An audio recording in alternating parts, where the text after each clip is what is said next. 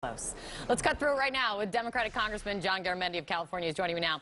Garamendi just introduced a bill to prevent the president from being able to use an emergency declaration to get money, additional money for the border wall. I'm going to ask you about that in just a second, but I do want to ask you, Congressman, what you are hearing.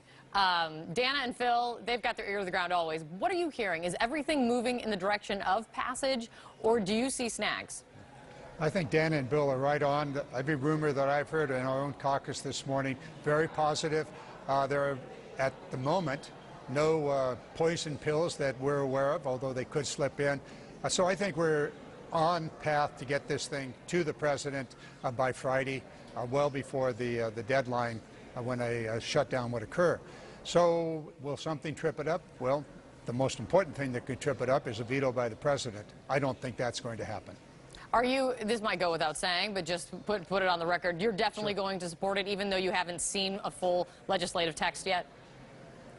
That's correct. I will support it. If there's a poison pill in there, it better be a very deadly poison pill for me to take part in shutting down the government. And I think most of the Democrats feel that way. Also, as Dana and Bill were talking about, this is not the end of the process. This is actually last year's process. Next year's process is underway now, and that is the writing of the next appropriation bill, and many of these issues will be back on top of the agenda. Congressman, the White House press secretary, she said this morning that right now they're not committing to whether the president will sign on to this plan or not. That might just be a statement of reality, which you don't know what the president's going to do until he does it. But Sure. Does that make it harder, do you think, for Republicans to sign on? I don't think so. There is no appetite, and I've talked to Democrats and Republicans, both houses, Senate and House. There's no appetite for a shutdown. We want to get the government up and operating as it is today and keep it operating, Democrats and Republicans alike, from the most conservative to the most progressive. All of the reporting is that the president is likely not going to go the route of declaring a national emergency Right. to get more money for the wall. Right. With that said, is your bill necessary?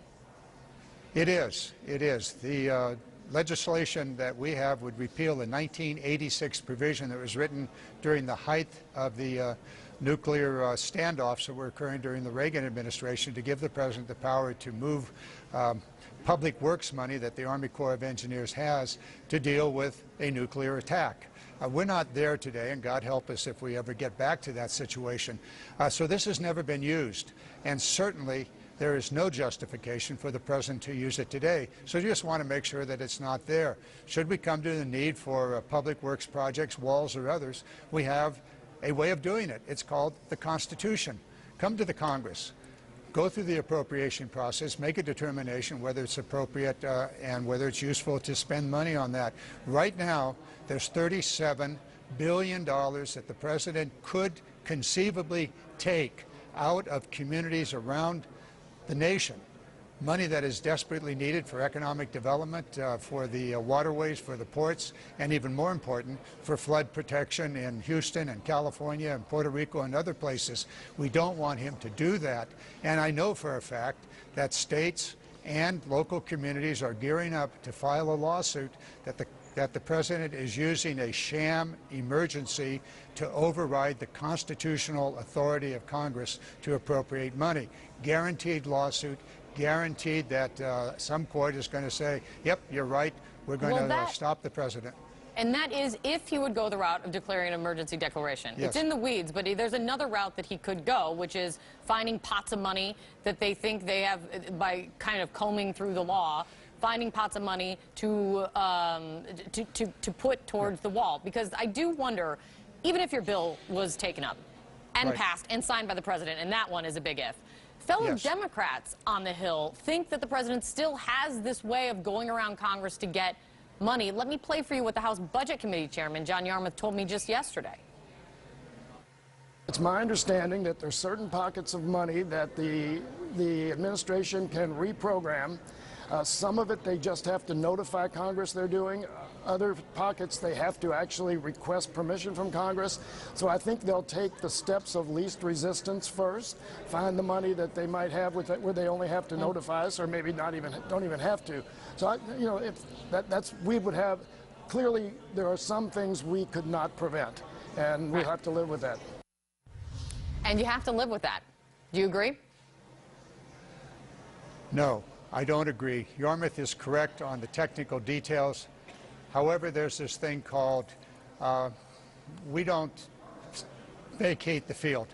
If the president goes over and overrides the appropriation processes, overrides the authority of Congress by moving significant amounts of money from one program to another, there is a thing called, we'll see you tomorrow, Mr. President. You're going to have to come back here for all of your programs, for everything. And so the president needs to be careful about that. He's already learned what happens when you try to override the authority of Congress. That was a 35-day shutdown. He doesn't want that again. I would hope he doesn't want it again. In addition to that, some of those authorities that he has, and one that I'm particularly concerned about, because I spent the last 8 years working on the U.S. Coast Guard. U.S. Coast Guard interdicts 10 times the amount of drugs that the Border Patrol does on the Mexican border. There is a possibility of about $1 billion that we've appropriated to rebuild Coast Guard facilities that are absolutely essential to protect the coast of the United States. The Coast Guard provides a wall 1,500 miles at sea. Now, could the president take that money? He could, but I'll guarantee you there would be tomorrow, and when tomorrow comes, the president would pay a heavy price in other things that he might think are important. That sounds like quite a threat coming from you. Well, take it for what it is. I don't say things idly, and I know that my colleagues who are concerned about programs that they've worked on over the years are just as interested in making sure that those programs, whatever they may be, many of those important to individual communities, as we talked about with the Civil Works project of the Army Corps of Engineers, communities that need to be protected from floods, from hurricanes, tornadoes, and the economy, the commerce of the rivers. All of those things are important to us. We represent these communities, and we're not going to stand by if the president were to rip off programs that those communities desperately need to protect the citizens whose lives may very well be endangered. And so just to be clear, there's no way you could stop him from doing it, prevent him on the front end from doing it, but you're saying you got to come for us for money, you've got to come to us for money later, and that's where he's going to have, that's what he'll pay, he will pay a price? Absolutely, he'll pay a price. In some cases, he has to, as Mr. Yarmouth said, he has to go and get prior permission. In other cases, he has to report back. In both cases, he does not have constitutional authority to appropriate money. The Congress of the United States, the House and the Senate are the only branch of government of the three that has the power to say we will spend money on this or that and we will raise taxes to pay for it. That's our responsibility. The president's responsibility is to carry out those appropriations and those laws. Congressman Garamendi, thank you for coming in. My pleasure. Thank you.